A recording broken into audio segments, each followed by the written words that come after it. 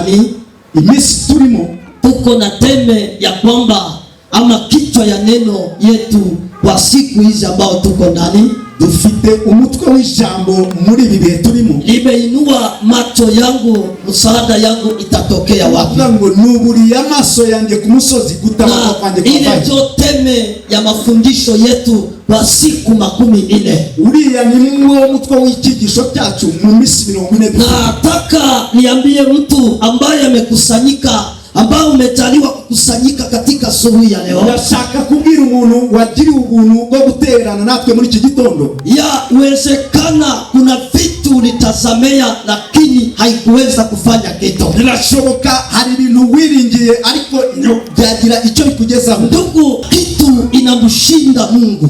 Nta kintu na kimwe cyananiye Imana. Hakuna kitu iko juu ya nguvu za Mungu. Nta kintu kiri hejuru y'imbaraga z'Imana. Kila mwanadamu ana mwanzo na ana mwisho. Buri mwana w'umuntu afite itangiriro akagira n'iherezo. Pesa ina mwanzo na ina mwisho katika maisha ya itangiriro akagira n'iherezo ku buzima bw'umuntu. Heshima yenye wanaweza kukupatia siku ya leo, wale ambao wanakupa ile heshima, kesho shetani anaweza kuwaingia na wanakudharau. Icyubahiro abana b'abantu baguha uyu munsi, ejo bashobora satani ashobora kubinjiriramo, none bakongera bagatangira kugusuzugura. Biblia inasema wakati Mungu alipoumba mtu, Biblia inavuga ngo igihe Imana yaremye umuntu, Mungu aliumba mtu sawa sawa, bila shida, bila kitu chochote. Imana yaremye umuntu neza, nta kibazo, nta kintu kibi cyaricyo cyose. Mungu akaumba mtu, akaleta kila kitu kwa entourage ama pembeni yake kwa ajili ya kumwa msaada kwa ajili. Imana irema umuntu, noneho isanga buri kintu buri kimwe cyose aho yari yamushize, na ile msaada shetani akakuja kuharibu ile msaada. Buriya bufasha Imana yari yatanze satani aza kubwangiza.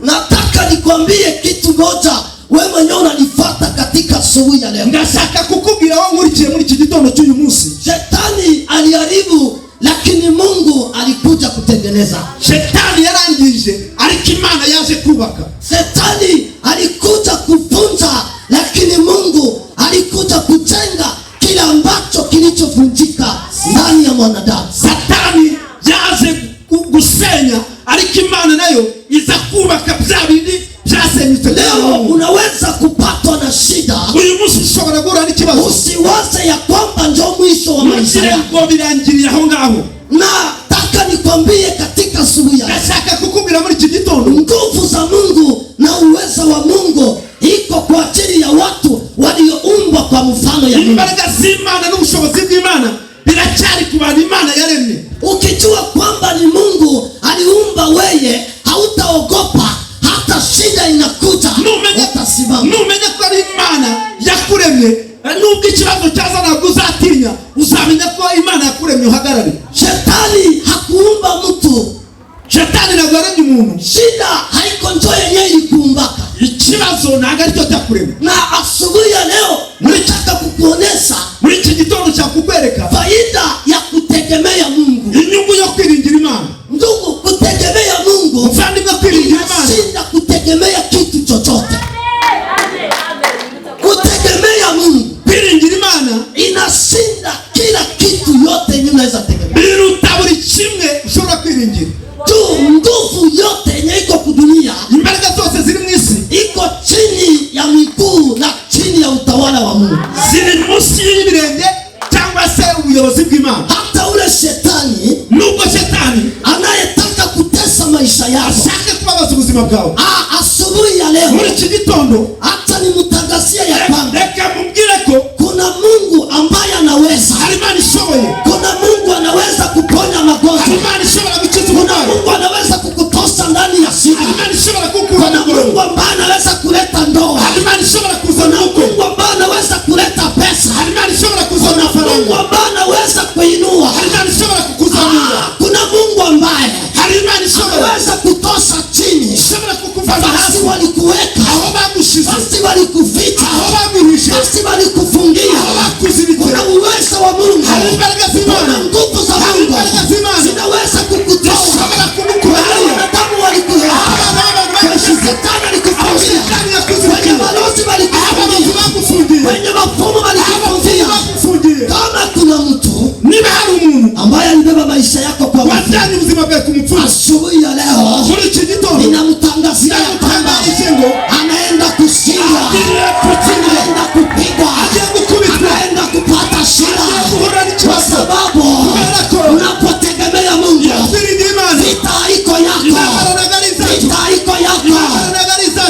ni ya Mungu. Intambara ni z'Imana. Tunaenda kusoma Biblia. Tugiye gusoma ijambo. Tusome kitabu ya Zaburi. Dusome igitabo cya Zaburi sura 62. Zaburi 62 mstari wake wa 7. Umurongo waho wa 4. Simame tusome neno la Mungu. Uhaguruke usome ijambo ry'Imana. Somaji asome ile fasi. Zaburi ya 62 ku murongo wa 7. Amen. Dusome mu izina rya Yesu. Aravuze ngo Imana niyirimo agakiza kanje n'icyubahiro cyanjye, igitare cy'imbaraga zanjye n'ubuhungiro bwanjye biri mu Mana. Amen. Munane sasa. Umunani aravuze ngo mw'abantu mwe, nyinyi watu sasa habaseme nyama, mw'abantu mwe, nyinyi watu mujye muyiringira, mukwe munatumainia Mungu, ibyo mu mitima yanyu yenye munatiambia ndani ya roho yenu mubisuka imbere yayo, mumwange mbele ya Mungu. Imana niyo buhungiro bwacu. Mungu ndio kimbilio letu. Pigia Yesu makofi. Haleluya. Amen. Chukua nafasi wikani, icara mu mwanya wawe. Ina kitu nataka nikwambie, buri kimwe cyose ndashaka kukubwira, kwa sababu inawezekana, kubera ko birashoboka, kuko byenye ulitegemea, hari ibyo wiringiye. Inawezekana, birashoboka, kuko batu benye ulitegemea, hari abantu wiringiye. Biblia inasema kwa Biblia inavuze ngo Daudi katika nyimbo zake za Zaburi, Daudi mu ndirimbo za Zaburi anasema ya kwamba aravuze ngo enyi watu, yemwe bantu, mtegemee Mungu, mwiringire Imana. kisha kutegemea Mungu, nimwiringire Imana, mkamate benye biko mroye, fate bya bindi benye biko ndani ya mafikiri, bya bindi biri mu tekerezo kama yawe. kuna ndoa, kama kuna ndoa, niba hari ubukwe benye iko ndani ya kichwa yako, uri mu mutwe kama wawe, kuna kuinuliwa, niba hari benye kuzamurwa iko ndani ya kichwa yako, kamata ile itachi, kamata ile problem, usiweke fasi ingine, usibebeye mtu mwingine, na kuhakikishia ya kwamba ule Mungu, kumagaseya Mungu, kuko watoto, kumagaseya Mungu, kuko chakula, kumagaseya Mungu, kuko mafanikio, kumagaseya Mungu, kuko baraka. Mwanadamu anaweza kushindwa, lakini Biblia inaniambia Mungu hatashindwa. Ni yeye leo, ni yeye kesho, na milele na milele. Anatenda sahi, anatenda kesho, anatenda kesho, arakora ejo none nejo. Biblia inasema kitu kikubwa. Biblia ivuga ikintu gikomeye. Kwa nini Daudi aseme hiki? Kubera iki Daudi avuga iki kintu? Kwa Mungu wokovu wangu, Imana agakiza kanjye. alikuwa mfalme, yari umwami, alikuwa na kila kitu, yari afite buri kimwe, alikuwa na pesa, yari afite amafaranga, alikuwa na wanawake, yari afite abagore, alikuwa na heshima, yari afite icyubahiro. lakini mwa ile vyote, ariko muri biriya byose akasema hivi, aravuga ngo kwa Mungu, ku Mana ndio kuko wokovu wangu. yo hari agakiza kanjye. Nataka niambie mtu, ndashaka kubwira umuntu katika asubuhi ya leo, iki gitondo, kwa Mungu, ku Mana ndio kuko wokovu yo hari wako. agakiza kawe. Kwa Mungu, ku Mana ndio kuko ndoa yo yako. hari ubukwe Kwa bwawe. Mungu, ku Mana ndio kuko kuzala yo hari kwako. urubyaro Kwa rwawe. Mungu, ku Mana ndio kuko kuinuliwa yako. niko hari kuzamuka. Leo watu wanaweza kukucheka, uyu munsi abantu baguseka, leo watu wanaweza kukuona, uyu munsi abantu bakubona uko bishakiye. lakini acha nikwambie kitu ariko kimoja. reka nkubwire ikintu kimwe. Ukisoma nusoma ndani ya kitabu ya Samueli ya kwanza, igitabo cya Joeli chapitre 17, ibice 12, kitabu ya Samueli ya kwanza, Samueli wa mbere ibice 12. hatutasoma pale, mimi natasema vyenye viko pale. turasoma aravuga ibirimo. Biblia inasema, Biblia iravuga ndani ya mstari ya 25, ku murongo wa 25, ikawa siku moja haba umunsi umwe Israeli wakasambuliwa. Abisirayeli baraterwa. Israeli walikuwa na promesa ya Mungu, bari bafite isezerano ry'Imana, kama ya kwamba ivuga ngo hakuna mwenye atawapiga vita nta muntu uzabarwanya apate kuwashinda. babashobore. Ile ilikuwa usemi ya Mungu. yari imvugo y'Imana. Acha niambie mtu mmoja yakira umuntu umwe mwenye iko na usemi ya Mungu ufite katika maisha yako, ubuzima bwawe. usiogope, Utinye. usiogope. Utinye. Yenye uko naona leo ni mapito tu, yenye uko naona leo Uyu munsi ni mapito. bitashira. Kuna Mungu hari Imana ambaye anakuja kukusaidia.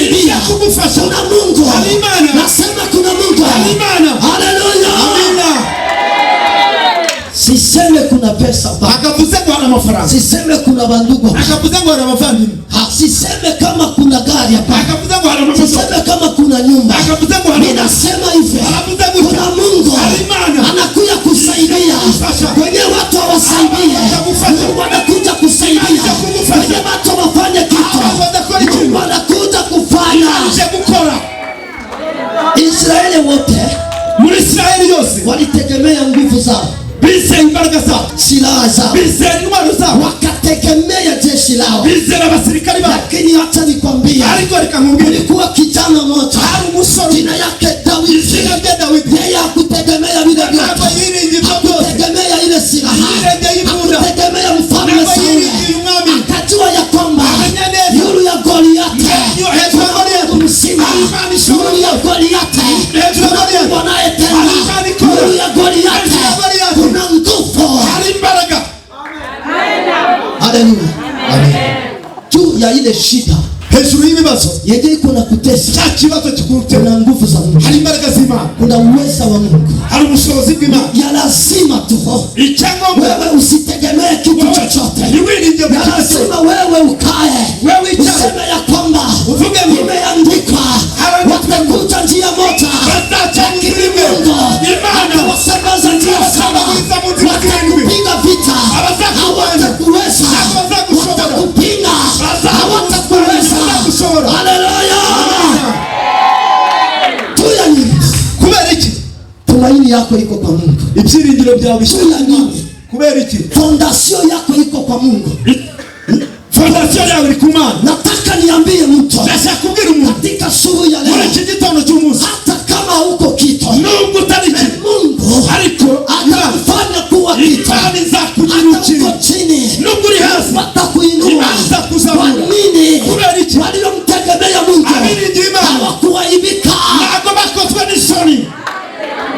Biblia inasema, Biblia iravuga Israeli walikuwa nakusanya jeshi yao. Israeli bateranyaga ingabo zabo, lakini wakati wanaona Goliathi, ariko igihe babonye Goliathi, wote wanakimbia, bose bakiruka, wote wanaogopa. bose bagatinya. Kitu gani inakuogopesha? Ni iki kiri kugutera ubwoba? Kitu gani inakutisha? Ni iki kigutera ubwoba? Kwa nini unalala na usinzi? Kubera iki kuryama n'usinzi? Sio ama jibu iko. Igisubizo kirahari. Jibu haiko fasi ingine. Igisubizo ntabwo kirahari. Jibu kwa sangazi. Igisubizo ntabwo kiri kwa sangazi. Kwa pesa. Ntabwo kiri mu mafaranga. Jibu iko kwa Mungu. Igisubizo kiri kwa Mana. Aliyeziumba mbingu na nchi. Wasipokusaidia, watakusaidia. Wasipokuona, watakuona. Wasipokujua, yatosha Mungu akujue. Birahagije ko Imana ikumenya. Haleluya. Amen, amen. Amen. Biblia inasema mzuri, Biblia ivuga neza, kwa Mungu wokovu wangu, kuma Mana gakiza kawe. Ni watu n'abantu mwe mutumainie, mwiringire. Haleluya. Amen. Sai uyu mwanya mwanze kutumainia, mutangira mwiringire Imana. Sai uyu mwanya mwanze kuona ke tangira kuba ndani ya maisha yako mu buzima bwawe kuna Mungu, hari Imana ambao anasaidia. Kuna Mungu ambaye anaponya. Kuna Mungu ambaye anabariki. Sema amebariki. Sema tena amebariki. Ndiria tena amebariki. Haleluya. Daudi akasema, Daudi anavuga, Bwana ndiye mchungaji wangu, Uwiteka niwe mwungeri wangu, sitapungukiwa, sinzakena. Haleluya. Bwana ndiye mchungaji wako, Uwiteka niwe mwungeri wako, utapungukiwa kitu. Bwana kikuwa mchungaji wako, Imana yari mwungeri wako. Wale wameweka mitego, hao bashize imitego, Mungu ataitosa. Imana izaikura. Watachimba simu, hao batatuya kukuingiza ndani, lakini Mungu atawafanya wao ndio wataingia. Juu ya ninyi unategemea Mungu, lakini wao hawategemea. Ariko bo ntabwo biringiye Imana. Shida ya Israeli, ikibazo cha Israeli haikukuwa ntabwo cyari icyo tu ya Goliathi, ntabwo cyari kiri kuri Goliathi. Probleme ya Israeli, ikibazo cha Israeli haikukuwa Goliathi, ntabwo cyari Goliathi. Probleme ya Israeli, ariko ikibazo cha Israeli, wanategemea nani? Bari biringende. Wanatumainia nani? Bari biringende. Biko na nani? Bafite iki? Mwenye anaweza pigana. Nini ushobora basi banashindwa, aho batsinze, basi hawawezi, aho badashoboye. Biko na nani? Bafite. Sauli ameogopa. Sauli yatinye. Na jeshi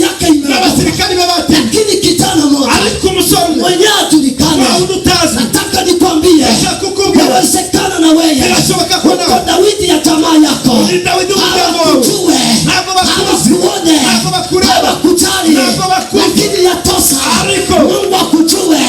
Asubuhi ya leo kujulikana na Mungu takuwa juu ya kila kitu. Imana Leo hii uyu munsi, kwa nini watu kubera icyo abantu habakuwe juu ya kawaida, batari hejuru y'ibisanzwe? Kwa nini watu kubera icyo abantu banatembea chini ya kawaida, bagenda munsi y'ibisanzwe? acha nibambie, reka mbabwire, valere yako, agaciro kawe mwenye anayijua ukazi ni Mungu, ni Imana. Valere ya mtu, agaciro k'umuntu, valere ya mtu, agaciro k'umuntu inajulikana na Mungu. kazwi n'Imana. Tukome gisi uko pale ukuri ubungubu, valere ya Mungu na vala agaciro wewe unayijua, ni wewe ukazi. watu wengine abandi bantu wasipojua nako bazi wajue habibaone, mewe unajua wewe urabizi, valere uzagaciro ile nguo yenye unavaa wambaye, nikusema ya kwamba kuvuga ngo mwenye anajua valere yako, uzagaciro mwenye anajua usamani wako, mwenye anajua uko nani, yatosha Mungu akujue, ajue kwamba huyu mwana wako anapoingia kwa shida lazima nifanye kitu. Asubuhi ya leo Mungu anaenda fanya kitu ndani ya ndoa yako, Mungu anaenda fanya kitu ndani ya nyumba yako. Ondosha tumaini, ondosha tumaini, kura ibyiringiro kwa kitu chochote, kuri buri kimwe cyose weka tumaini kwa Mungu, zamura ibyiringiro bya kumana. Haleluya. Daudi aliua Goliati, Daudi yishe Goliati, aliua Goliati, yishe Goliati si kwa nguvu za Daudi, nagari imbaraga za Daudi, hapana, no, kwa sababu pale kwenye nilibambia, kubera ko aho yatubwiye Daudi alisema ya kwamba Daudi yaravuze, unakuja kwangu ushibanje na silaha n'imbunda, umekuja kwangu uraneye na kila vifaa vyote na buri kimwe cyose, lakini mimi nakuja kwako kwa jina la Mungu wa Israeli mwenyewe ulisema leo atanipatia wewe, nitakukata kichwa. Haleluya. Asubuhi ya leo muri iki gitondo Mungu akupatia adui zako, Imana iguha abanzi bawe. Asubuhi ya leo muri iki gitondo Mungu akupatia watesi wako, Imana ikugabiza abantu bawe, wasitembee tena juu yako, watembee chini ya miguu yako, wasitembee tena kukudharau, wasitembee tena kukutukana, lakini leo asubuhi ya leo waone nguvu, waone uwezo wa Mungu mwenye unategemea na mwenye unaamini. Na shetani naye tunamuitaka Mungu, na shetani nawe bamwita Imana, lakini ariko tunajua force ya Mungu tusimbaraga z'Imana iko juu ya force ya shetani, ziri hejuru imbaraga za Satani. Haleluya. Amen. Force yote walipeleka mwili yako, aho badanye force yote walipeleka picha yako, aho bashize ifoto yako. Sasa niko nasema tumainia Mungu, Mungu ataenda gusa kwenye wagusake, nifasi kwenye Mungu iko, kwenye wagusake ni kwenye Mungu iko, na Imana iri. Haleluya. Daudi akashinda Goliati, atsinda Goliati. Unataka na wewe kushinda katika asubuhi ya leo? Ushaka gutsinda muri iki gitondo cy'umunsi? Unataka upate ushindi? Ushaka gutsinda muri iki gitondo? Twende katika kitabu ya Zaburi pale. Tujye muri icyo gitabo cya Zaburi 91 91 mstari wake umurongo wa 3 pale. Umurongo wa 3 aho ngaho. Maana yeye atakuokoa, wazagukiza imitego ya muwindaji, y'abatezi baguteze. Ninataka ni explique hii fasi msikie mzuri. Bwana Mungu, Mana, soma kwanza pa mstari ya 3.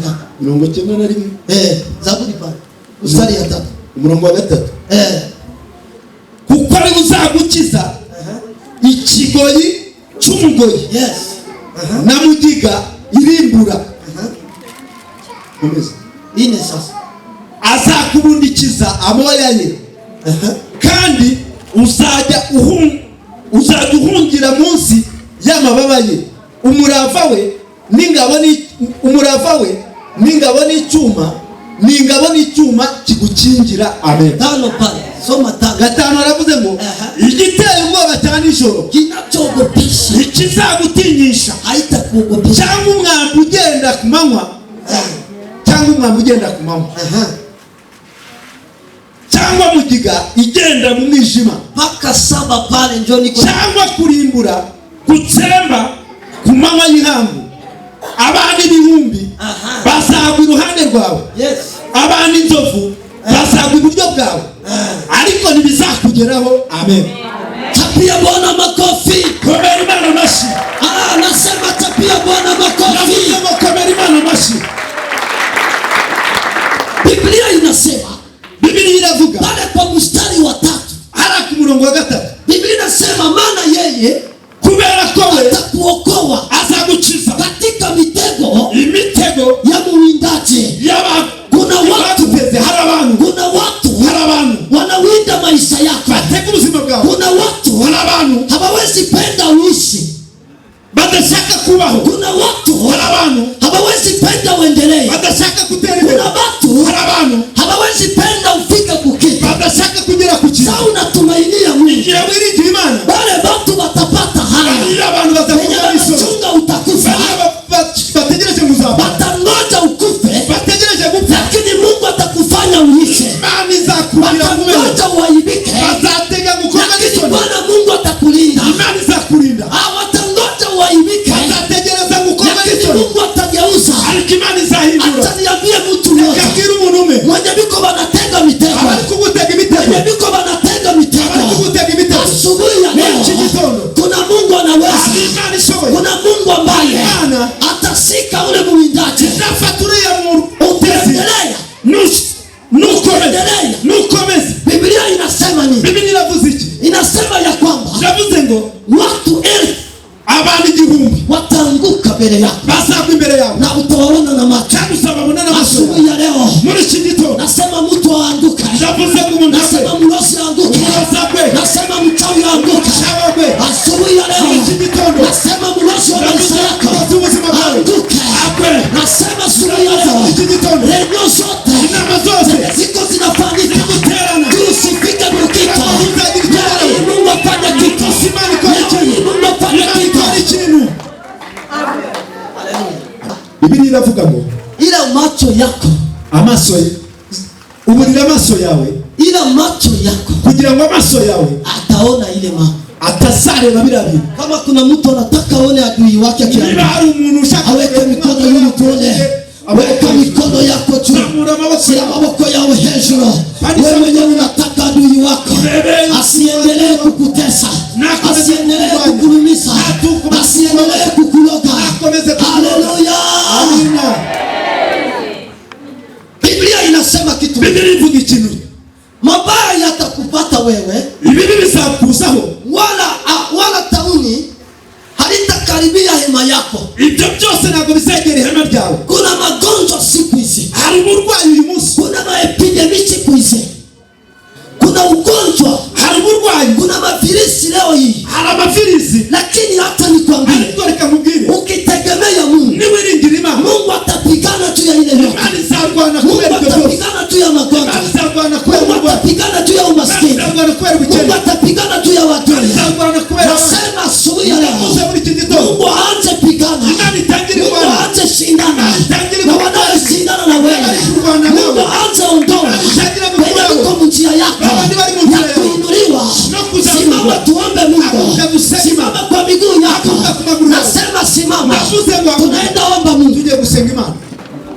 Funga kikwembe yako mzuri, funga igitenge cyawe neza. Nasema funga kikwembe yako mzuri. Ndavuze ngo funga igitenge cyawe neza. Paske niko nasikia, ndikumva roho ya maombi nataka kwa umwuka w'amasengesho unyuzo, kwa sababu message nilikuwa nayo, kubera ko message narifite ya kutumainia Mungu ni inyungu yo kwiringira Imana. Nishajua kwamba namaze kumenya mtu akitegemea Mungu, iyo umuntu yizeye Imana hata haibika tena. Nagazakorwa n'isoni. Mtu akitegemea Mungu, iyo umuntu yiringiye Imana hata pata haya. Nagazakorwa n'isoni. Ulipata haya muda mrefu, wakozwe n'isoni, walikutesa muda mrefu, lakini sasa ariko uyu mwana unaenda jiondolea kila kitu yote yenye iko na tesa maisha yako, kila laana yote yenye iko na kufuata, kila umaskini yote yenye iko na kufuata.